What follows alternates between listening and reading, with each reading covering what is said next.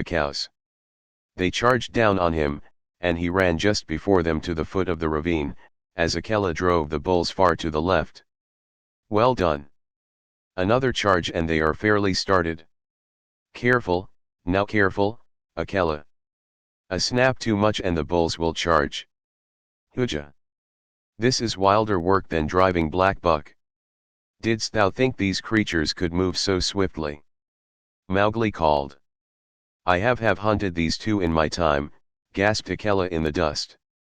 Shall I turn them into the jungle? I turn. Swiftly turn them. Rama is mad with rage. Oh, if I could only tell him what I need of him today. The bulls were turned, to the right this time, and crashed into the standing thicket. The other herd children, watching with the cattle half a mile away, hurried to the village as fast as their legs could carry them, crying that the buffaloes had gone mad and run away. But Mowgli's plan was simple enough.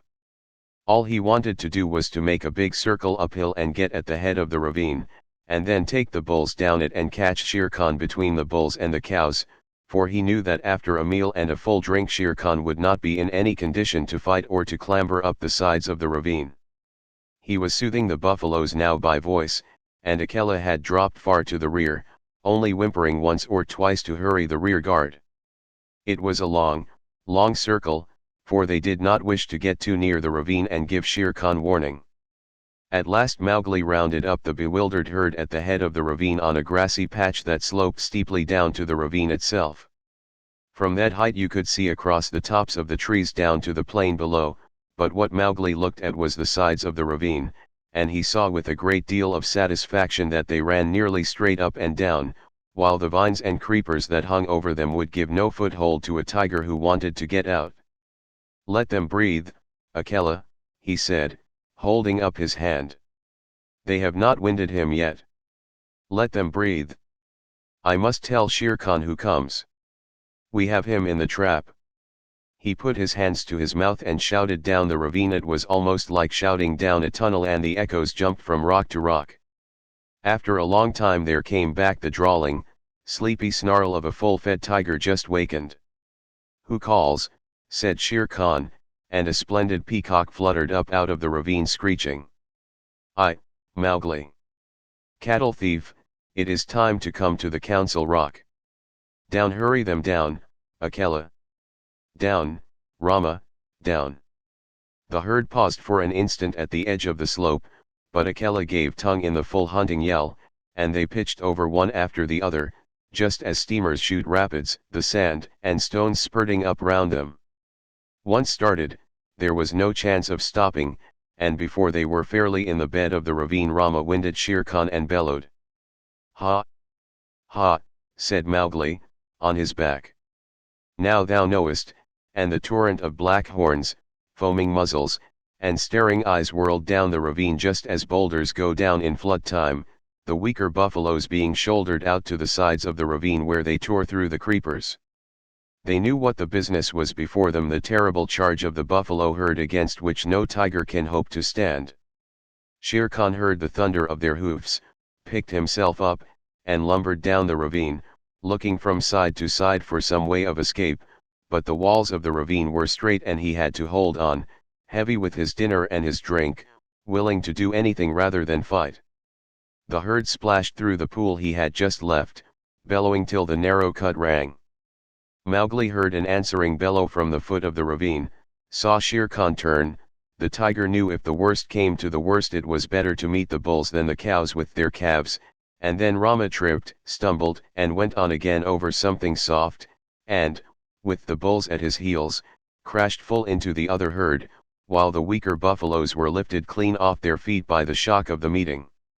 That charge carried both herds out into the plain, goring and stamping and snorting. Mowgli watched his time, and slipped off Rama's neck, laying about him right and left with his stick. Quick, Akela! Break them up! Scatter them, or they will be fighting one another. Drive them away, Akela! Hi, Rama! Hi, hi, hi! My children! Softly now, softly! It is all over. Akela and Grey Brother ran to and fro nipping the buffalo's legs, and though the herd wheeled once to charge up the ravine again, Mowgli managed to turn Rama, and the others followed him to the wallows. Shere Khan needed no more trampling. He was dead, and the kites were coming for him already. "Brothers, that was a dog's death," said Mowgli, feeling for the knife he always carried in a sheath round his neck now that he lived with men. "But he would never have shown fight. His hide will look well on the council rock. We must get to work swiftly." A boy trained among men would never have dreamed of skinning a 10-foot tiger alone, but Mowgli knew better than anyone else how an animal's skin is fitted on, and how it can be taken off. But it was hard work, and Mowgli slashed and tore and grunted for an hour, while the wolves lolled out their tongues, or came forward and tugged as he ordered them. Presently a hand fell on his shoulder, and looking up he saw Buldeo with the tower musket. The children had told the village about the buffalo stampede, and Buldeo went out angrily, only too anxious to correct Mowgli for not taking better care of the herd. The wolves dropped out of sight as soon as they saw the man coming. "What is this folly?" said Buldeo angrily. "To think that thou canst skin a tiger! Where did the buffaloes kill him? It is the lame tiger too, and there is 100 rupees on his head. Well, well, we will overlook thy letting the herd run off, and perhaps I will give thee 1 of the rupees of the reward when I have taken the skin to Kanhiwara." He fumbled in his waistcloth for flint and steel, and stooped down to singe Shere Khan's whiskers. Most native hunters always singe a tiger's whiskers to prevent his ghost from haunting them. "Hum," said Mowgli, half to himself as he ripped back the skin of a forepaw. "So thou wilt take the hide to Kanhiwara for the reward, and perhaps give me 1 rupee? Now it is in my mind that I need the skin for my own use. Heh! Old man, take away that fire. What talk is this to the chief hunter of the village? Thy luck and the stupidity of thy buffaloes have helped thee to this kill. The tiger has just fed, or he would have gone 20 miles by this time. Thou canst not even skin him properly, little beggar brat, and forsooth I, Buldeo, must be told not to singe his whiskers. Mowgli, I will not give thee 1 anna of the reward, but only a very big beating. Leave the carcass." "By the bull that bought me," said Mowgli, who was trying to get at the shoulder, "must I stay babbling to an old ape all noon? Here, Akela, this man plagues me."